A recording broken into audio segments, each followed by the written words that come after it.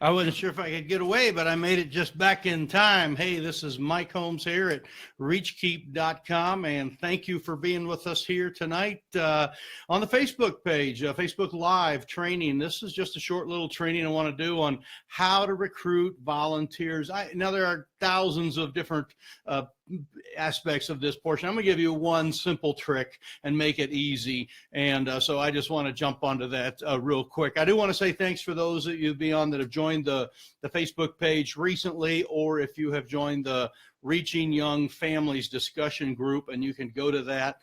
Just type in Reaching Young Families and it should get you over and you can join the group. And we'll get you onto that. I'm actually doing a Facebook Live on there as well in just a few minutes after this one is over. So I appreciate you being online. And looks like, hey, Terry, we got you online here. And hopefully we got some other folks on here showing up. Let me know what state you're from. That's always kind of an interesting thing. And I have a couple other questions here. I want to talk about volunteers and how to recruit volunteers. And you might ask, well, why are you the volunteer guy? Well, we have a lot of them that help us out. It was a buzzing day here again today. And I have found that, busy Fridays and Saturdays make awesome Sundays. And having people that just step into the ministry and help, whether it's, from cleaning or counseling or, doing some other type of thing. When you get people involved in the ministry at that level, they're solid, or they start to get more solid, and they show up and spend time, more, on Sundays and diving into it just a little bit deeper. And so that is kind of one of the things that is great about it, because the more that you have, Friday or Saturday, the more that you get. And there's a deeper buy-in. And so they start to, and I believe really is part of discipleship, when you start to serve. We really have three things that we talk about here. And this is a whole nother podcast or a whole nother thing. But three areas that we want to get people involved in. They're easy initials to remember. IRS, okay? Information. In other words, we want to get them the Word of God. We want to get it into their heart. We want to get them trained in the right kind of information. And that would be, inspirational and motivational, transformational, the gospel, all that stuff. We want to get people involved in relationships. That's the R. So I is information. R is relationships. We find that people, show up for events, but they really hang out for relationships. They get to build a relationship with other people. And so that's such a great thing. But the last one, IRS, the S is service. And we have found that service is what helps people grow. And so getting volunteers is not just so that you don't have to do things. I mean, none of us can do it all. We know that. I can do a lot of things. I was a maintenance guy. I can fix a lot of things. I was a farm kid, do a lot of different things, but I can't do it all because I need someone else to do that. And so that's really what we want to talk about is recruiting volunteers. I'm going to give you just one simple tip. I do see here, Brother Kennedy, good to have you online here. Good to have some other folks here too. I saw someone else popping up there.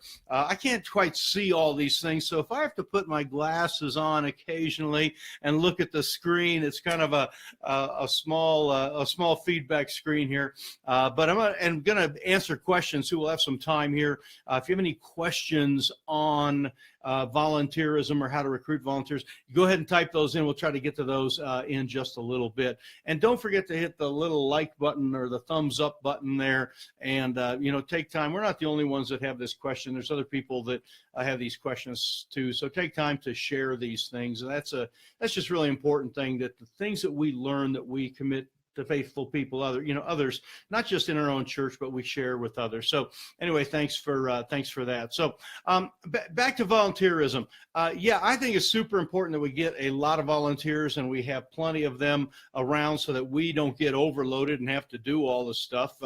In Acts chapter 6, the preachers, obviously were doing too much and had to get some guys to take care of the ladies' tables there and do some other things. And so we find even in, 1 Timothy chapter 3, talks about, deacons and kind of being some guys that would be servants, kind of come up and help the pastor and serve. So we know the whole concept is an important thing. So, but volunteers, how to get them. Now, let me just say something. There are many churches that have a set of barriers, and I would start them out with guidelines for people to be involved. In other words, you can't have someone, stand behind the pulpit or preach or be in the choir unless they meet a certain amount of criteria. And I do understand that, and that's not really what I'm talking about. Although to get people to that level, you have to start them somewhere. In other words, every preacher, every choir member, somebody started in some little spot somewhere. Their very first volunteer act, what was that? And I don't know what it was for you, but I can guarantee you that it was something that was simple to get into. It was something that was easier to start than it was hard to start. You didn't have to fill out a giant application and all that kind of stuff. And part of volunteerism is this idea of, for church anyway, is to make it these easy, identifiable steps that you can get into. We have a variety of different things that we do here. We do a food bank ministry. So there's a lot of real easy steps that are just, where you can, come and unload the truck and move boxes. And that's kind of some easy stuff to do. So you want to make sure that if you're bringing volunteers in, that you realize that they're not starting out as, pulpit qualified or standing behind, singing or whatever, but they are just starting out and serving some way. And we have all sorts of new believers at our church, and we want to get them stepped in and doing something, whether it's, helping with some janitorial things or loading boxes or whatever. And I'm going to give you this one little tip that it helps kind of move them sort of to the next level. But again, if you have any questions, and I see, Brother Brudnick's here. Good to have you guys from Missouri here. Anyway, I want to, I don't even know what I was going to say. Let me look at my notes here. There we go. Anyway, it was buzzing today with lots of volunteers. Tomorrow's a great big volunteer day because we're doing something off-site. And let me tell you, if you want to get volunteers going, think about events and not routines. It's hard to get someone to volunteer to clean the church every Sunday from now till, the Lord comes, or, the next 25 years. But it's not hard to get someone to come help you set up for something special. And we have a great big candlelight service we're doing. In fact, we can't even fit all the people in our building, so we rented a building in the next town over. And so tomorrow at 3 o'clock, we have scads of volunteers. In fact, my secretary just sent me a note, said we got another one's volunteered to help do the cleanup afterwards. And that is the important thing of getting an event and getting people kind of tied into their very first time. It's like, I can come help at that event. I can set up chairs. I can take down chairs. I can wash dishes. I can, volunteer to hand out things or whatever. I can do that. But if you want to get some volunteers involved, first of all, have yourself a good event or some big thing that they kind of come to. That seems to be the best thing. And the other thing is, and by the way, thanks for hitting all them little like buttons that keep flying across my screen, the thumbs up and all that stuff. I appreciate everyone that, gives me the thumbs up and likes that kind of stuff. But you want to have some type of thing so that you can mobilize your people, that you can get them going. You can say, I need you to volunteer for this, and you would really take a load off me if you helped in that area. If you could come for 30 minutes before this program or 25 minutes after the program and help us take everything down, I appreciate that. But here's kind of my main tip to kind of get a volunteer, to get them to buy in a little bit more. And again, you can ask them to do something, but when you want to start to move a volunteer to the next level and start to get them up, what you need to do is, in other words, you want to get them on a team, and you want to start to create like a youth ministry team, or some type of hospitality team or a greeting team. One of the things you want to do, and here's my tip, is invite them to a meeting.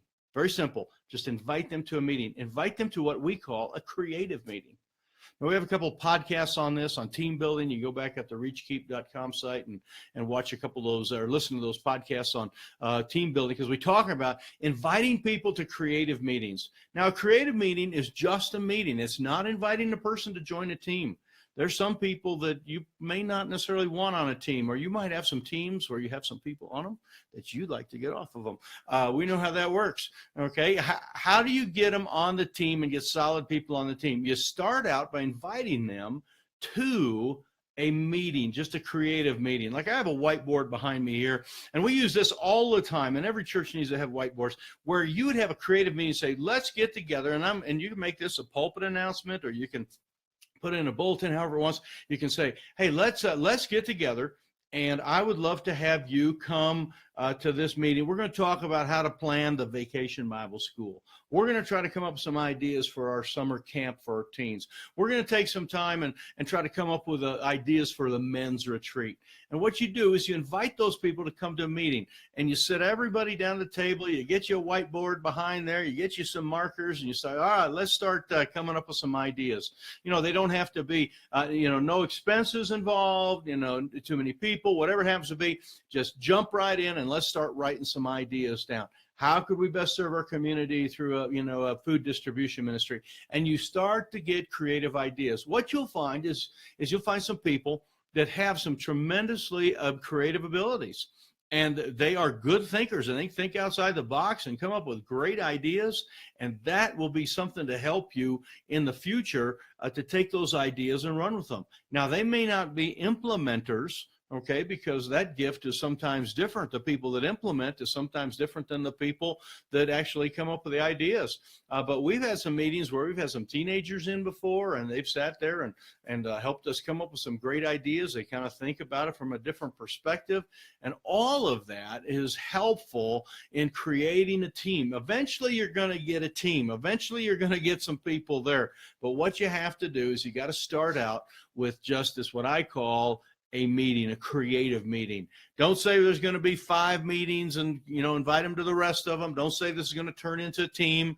You might only want them at the meeting, or they may take over the meeting, or they may talk too much or talk too little, or not have any good ideas, or really have some ideas that are way off base. But, you start with a meeting, and that is a great way to get volunteers kind of stepping into things. Now, that is one of those simplest, extremely simple things for you to do, is just to have a creative meeting. Now, I'm talking a little bit about volunteers. Got a couple more points, but I wanted to give you a chance, if you have any questions about meetings. And I can, like I say, I can see a few more people coming, joining on here, that have been on. Let's see, we got Lee is here, all right, and Tanem from the next town over. All right, Tanem, you can see some of our whiteboard work right there. We got Steve Brudnick from down there in Springfield. The United guy. We love him. So anyway, I appreciate you guys being on here. And don't forget to, like I say, hit the like buttons and hit the share buttons. And it's the sharing thing is really, again, it's the kind of thing that there's some other pastors, other people that need, they need some encouragement. They need just some simple training like this. So let me go through my notes here just a second.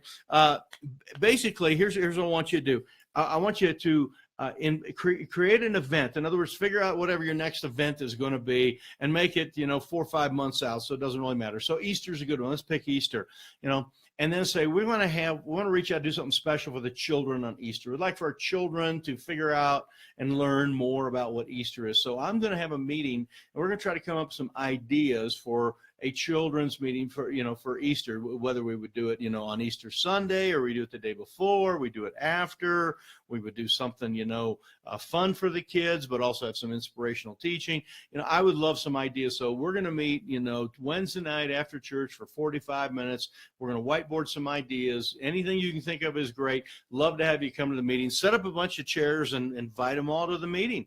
And when you get them to that meeting, like I say, get a whiteboard and start to write down ideas. Now, I'll give you a hint on whiteboards if you are a whiteboard person. When you start to write down ideas, don't put them in a list like boom, boom, boom, boom, boom, straight down there. Just kind of bounce them around on the board. Okay, you start putting one at the top and one at the bottom, then you prioritize automatically. And you don't make one bigger and one smaller. Just write down a bunch of ideas, get them on the board kind of randomly, do it on half the board or the top corner, just kind of bounce those ideas around. And that keeps things from getting prioritized, and it allows you to really brainstorm a little bit more. And this is kind of what we would call a brainstorming meeting. But the whole time you're doing it, you're watching to see who is involved and who is taking time to think and to, talk it through and kind of have your values in there. And that is just a great, so be observing that. I've also done this several times in these meetings where I kind of get the meeting going, and I've had to step away, go, got to go fill my water bottle. I got to, use the restroom. I got to grab a call or whatever. And let them start to discuss without you. That is a great way to kind of find out who your leaders are. And what you're doing is you're recruiting volunteers. You're getting people's heart. It's great to have people do tasks, but we really want to do is turn over responsibilities to people. We want them to grab hold of responsibilities, and so that's really where we're going. So in my notes here is get yourself an event, get yourself a whiteboard and some of those ideas, get those things out and bounce all those things around, and then when you're done, pray and say thank you, Lord, for the meeting, and just be done. You don't necessarily have to have a follow-up meeting. You might just take that and run with it. You might talk to your children's people, some of your regular volunteers, and kind of say, all right, let's synthesize these ideas and kind of work them a little bit deeper. But that's a great way to get volunteers involved. There are many people that will come to a meeting that won't necessarily come and mop the floor. And I know sometimes you go, man, you need to really mop the floor before you get to start to be an idea person. And that's not necessarily the case. Some people are very gifted in creativity stuff, and we want to try to get them involved. And again, you're not inviting them to team, you're just getting them on a meeting. So anyway, that's my tip there for you for how to get and recruit volunteers. If you're watching this on YouTube afterwards, which this is a replay and goes out for a long time, these live for a long, long time, please hit the thumbs up button there. And give us a big like and share this there on YouTube. And if you're on YouTube, of course, you can subscribe to our YouTube channel. We appreciate that as well. If you are not on the Reaching Young Families discussion page, okay, this is a new page, Reaching Young Families discussion page. We would love to have you involved on that. It's a brand new page we put up. We have, 60, 70 members, something like that right now. And we'll be starting some of that discussion next week. We're kind of in the recruitment week, and with the holidays here, it's tough. We are going to have a big question there, though, on that today. So you can even run over and join that. And at 7 o'clock, I'm going to be on with you there. So anyway, just I want to sign out here. Thank you for everyone here. Robbie, good to see you. Man, it's been a long time, brother. Sure love to see you. But that's you can hit the replay, or put this, when I'm done, it'll be up so you can replay it on Facebook. This will also show up on YouTube in a day or so by the time we get it all processed and get it over there, and you can share this. So share it, hit the like buttons, tell us what state you're from. Oh, the like buttons are going crazy. Thank you. Little blue things bouncing across my screen, and I appreciate all that helps. It really does. It kind of creates, and I've studied some of this, it just kind of creates that the Facebook logarithms, whatever it is, it helps get this out to more people, and we want to help more people. So if you're not on Reaching Young Families discussion, you can type it up in the top bar up there, Reaching Young Families, and we will get that out.